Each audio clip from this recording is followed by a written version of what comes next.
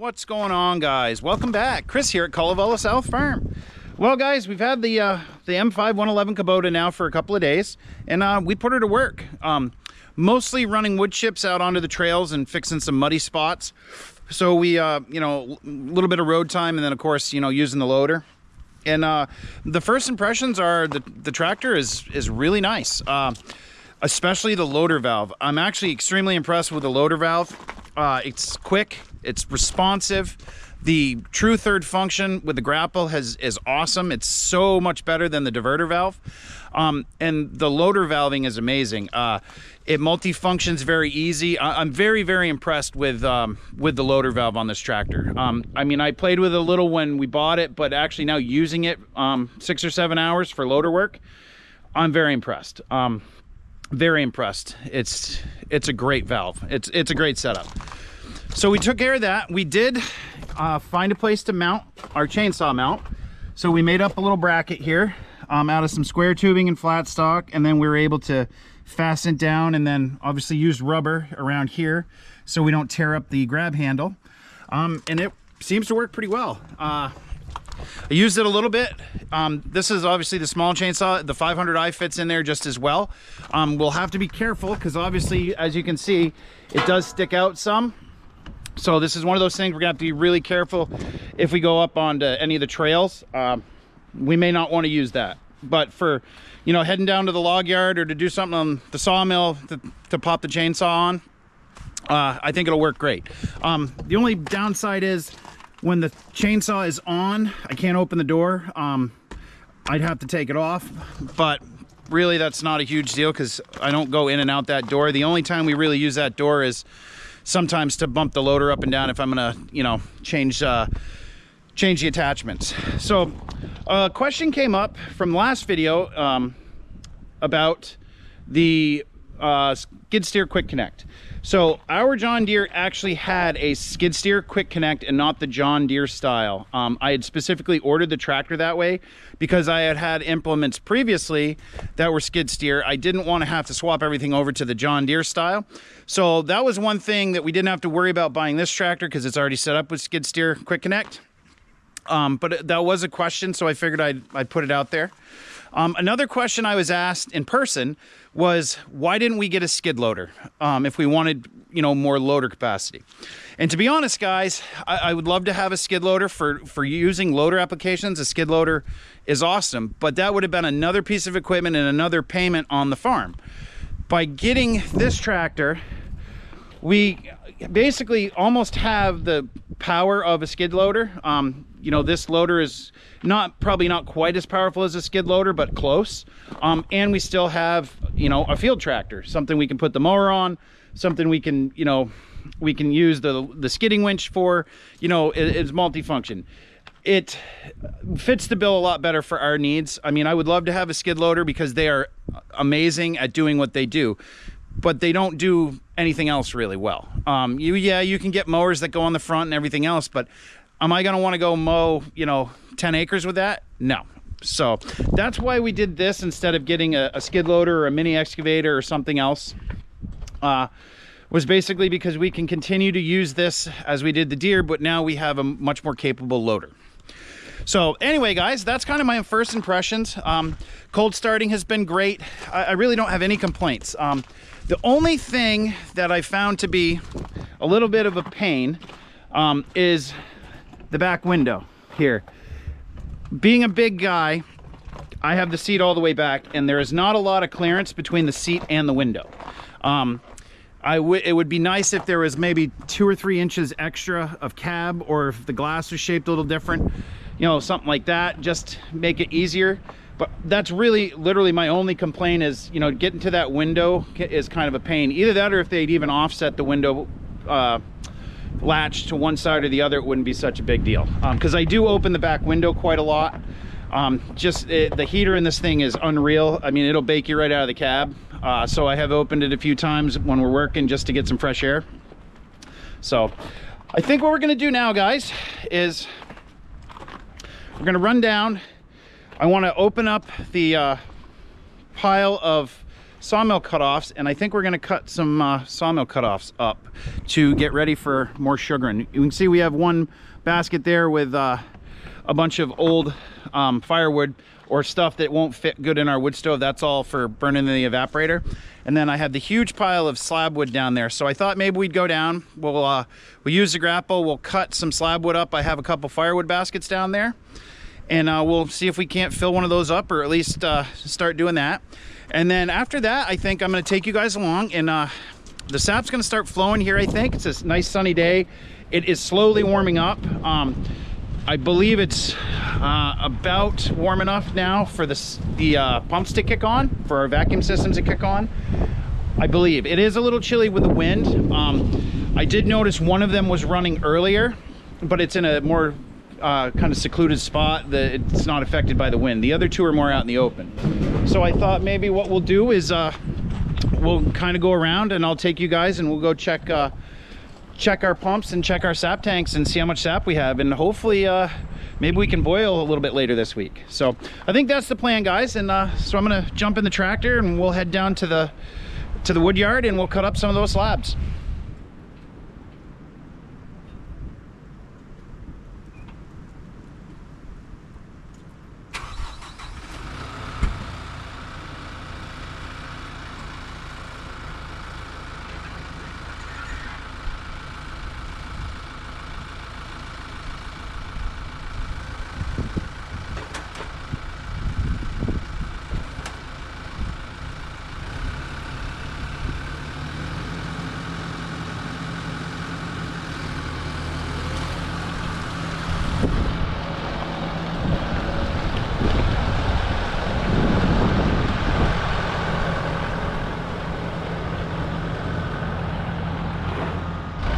All right, guys, so we're down here in the Woodyard.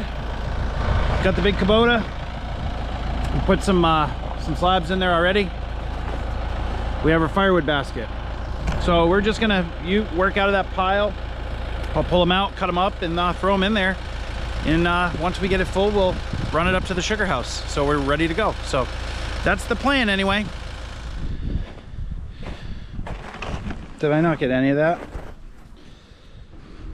All right, guys, well, unfortunately I got GoPro'd again, and the GoPro shut down about 10 seconds after it started, and didn't get any of it. But we did about a half basket, and it really doesn't take that long. That was 1.5 grapple loads essentially. I didn't quite finish the second grapple load because the chainsaw ran out of juice, which is my fault. I thought I'd filled it, but I was thinking of the 500i because I changed my mind last minute and brought the farm boss down instead. So anyway, we've got half a basket, but I think now what we're gonna do, we're gonna head up, we'll park the tractor for a little bit, and we'll jump in the Can-Am, and we'll go check our sap systems and see how we're doing. So stay tuned, guys. All right, guys, so we're down here at our first pump, I guess pumping station here for our run that goes up through the woods that way. There's a little over 50 taps on this one. It's a 3/4 main line, 5/16 laterals. I think it's 51 taps total. And it's running a little bit anyway. You can see the sap kind of leaking out there. Hopefully you can see that.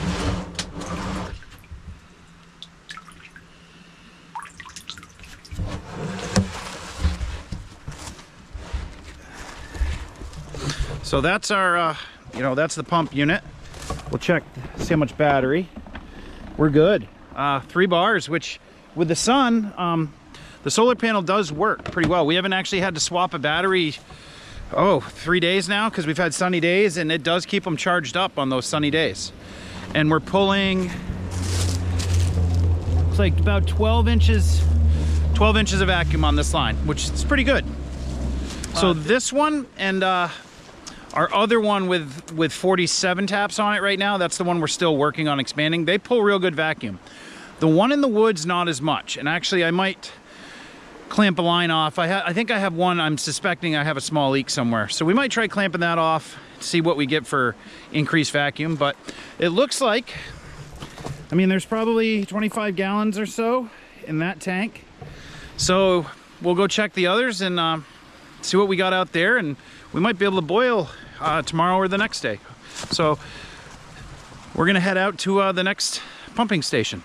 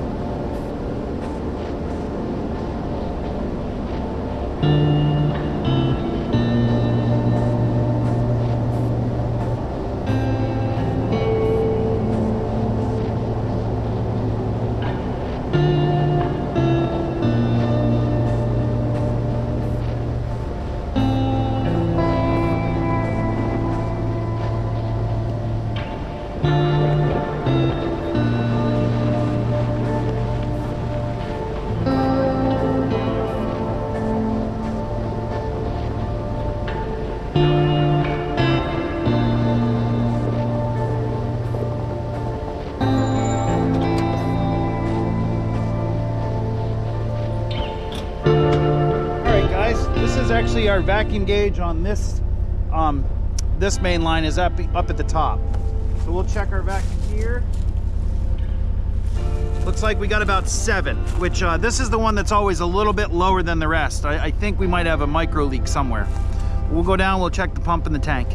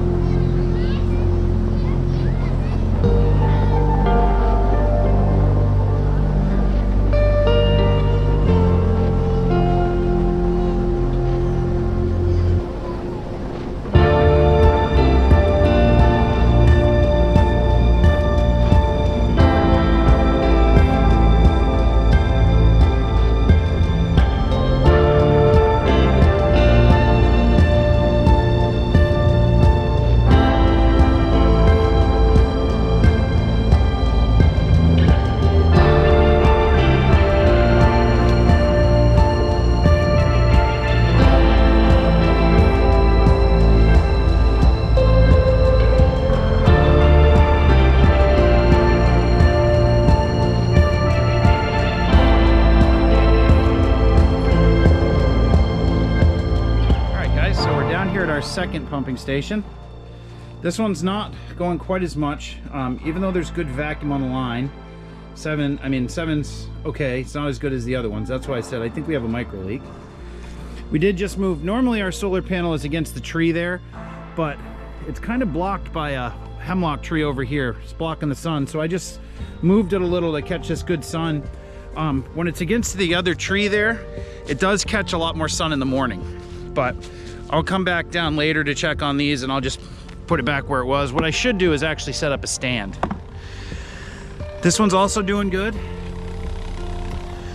About 3 on the battery, which is really good. That's pretty much almost full, so they're doing well. Not as much sap as I'd like to see in here, but we got some, probably 20 gallons or so. So we'll head back, or we'll head over to our third and final pumping station and check that one out.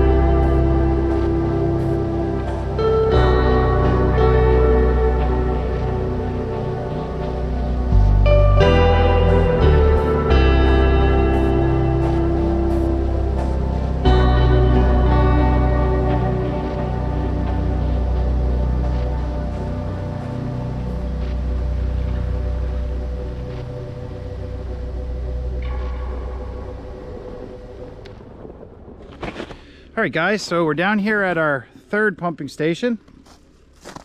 This one actually looks like it's flowing the most right now. Oh yeah, we've got half a tank in there. So this one's definitely running really good. This actually, it's funny, this has the least amount of taps on it. We're pulling about 11 inches of vacuum, which is pretty good. This pipeline, our main line, is actually our longest. It goes all the way up about 600 feet. And there's only 44 taps on it right now. This is the one that we're working to get more taps on. I'm hoping, you know, another week or so, I'll have another 20 or so. We'll be up to 64. Eventually, this is going to be our biggest. There's a lot of trees down in here, so we're probably going to run another main line down in there that comes out by the road, and we'll move the pumping station for the next season.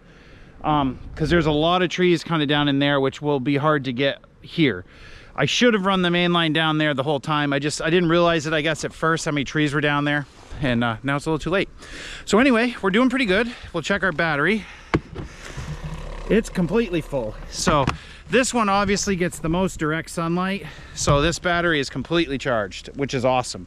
So basically, we're pretty much just running off the solar right now. So that's excellent. I'm really stoked about that. That, you know, the system is working as designed. We just need the sun to cooperate. So anyway, guys, I think we're gonna head back to the barn, and I think I'm gonna call it good for this video.